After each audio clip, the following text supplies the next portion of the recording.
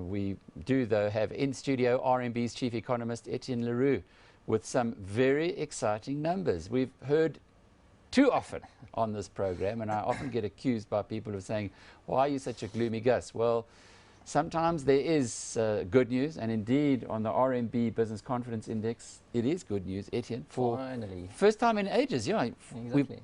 Businessmen or business people are saying, they are a little bit more upbeat. All right, let's just start at the beginning.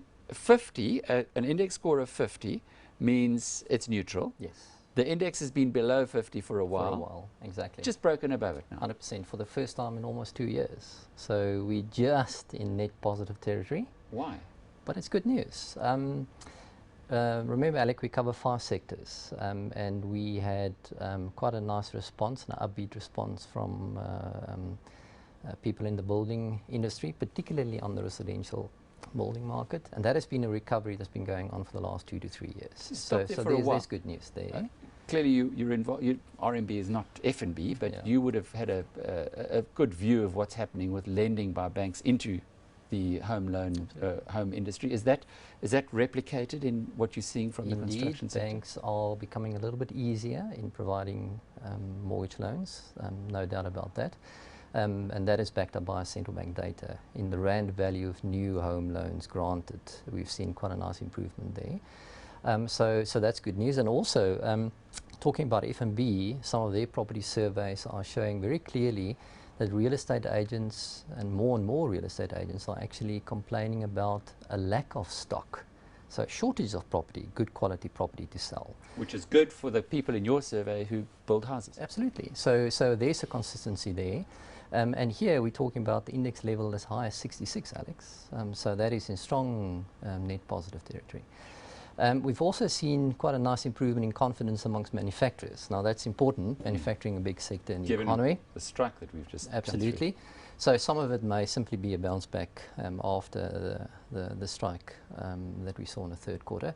But more importantly, if you look at the underlying data, you'll see that domestic sales orders and export sales orders and volumes, for that matter, has improved.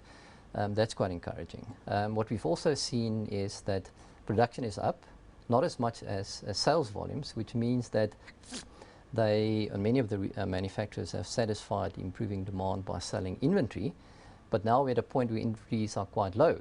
So if the demand is sustained, production can actually pick up quite nicely in future quarters. This is an interesting point, because when the rand weakens, it does make it more, or make South African produced products more competitive. Absolutely. So you would expect to see some improvement if we get labour relations fixed. 100%. So except for those own goals and SA specific factors, we are truly in a very favourable environment for exporters.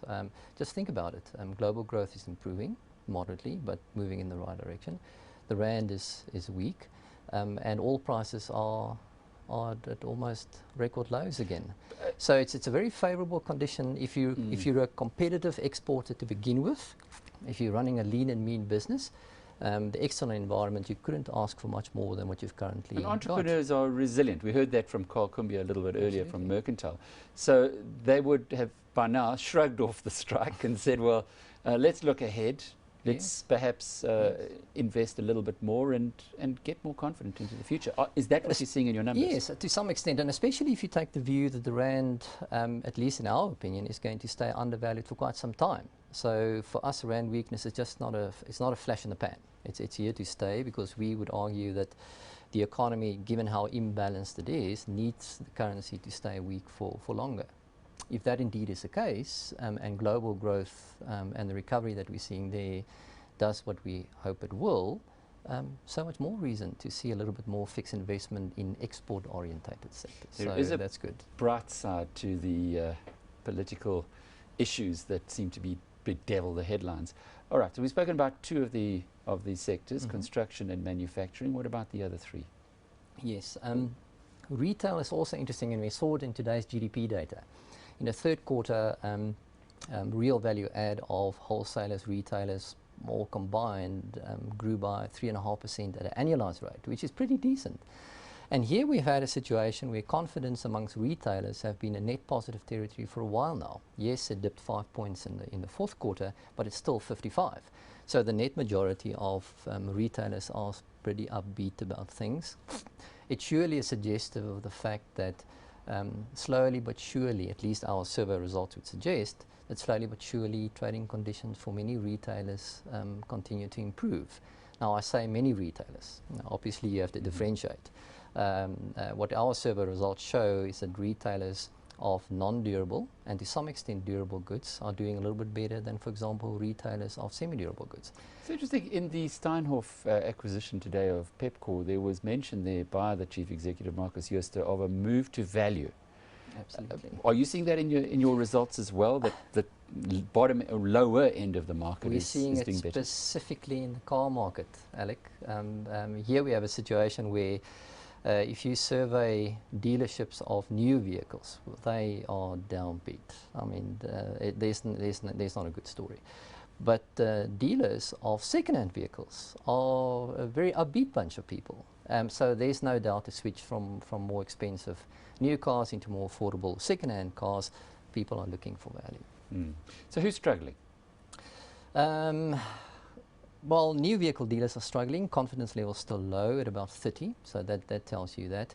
And other strugglers would be, well, considering the fact that manufacturing index is still below 50, but once again, we talked about the underlying picture in the manufacturing sector not doing too badly. So all in all, Alec, 3 sectors doing okay, 2 struggling, new vehicle dealers and wholesalers where confidence didn't change. It stayed flat in the fourth quarter. When you look at it overall, it's an interesting graph, the business confidence index, because it's coming from below and it almost gives you the impression that it's about to start shooting strongly above that 50 level. Is that just an optical illusion? No, I think just go back over the last 2 years, it's almost as if we've had experience a stop-go process. And the moment it seems to be getting better, then there's an own goal.